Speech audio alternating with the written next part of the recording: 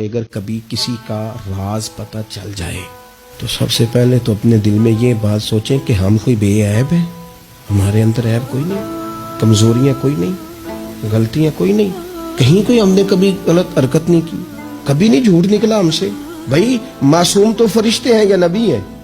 تو اگر کسی کا پردہ سامنے کسی وجہ سے کھل ہی گیا ہے، کسی کی کوئی بات سامنے آ ہی گئی ہے، تو اس کا کیا مطلب ہے ایک ڈنڈورا پیٹنا ہے؟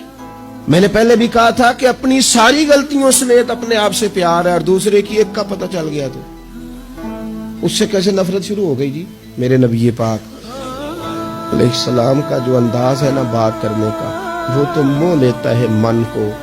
ابن ماجہ کے لفظ سنیے، نبی پاک علیہ السلام نے فرمایا کسی کی برہنگی اگر کہیں سے کسی کا کپڑا ہٹ گیا ہے تو دنیا میں اسے چھپا دے، رب قیامت میں تیری پردہ پوشی کر دے گا، اللہ پردہ پوشی تیری کر دے گا۔ اور فرمایا یاد رکھ کسی کے پردے نہ کھولنا، ورنہ تو گھر کے اندر موجود ہوگا، اندر ہی گھر کے اندر بیٹھے بیٹھے رب تجھے رسوا کر دے گا۔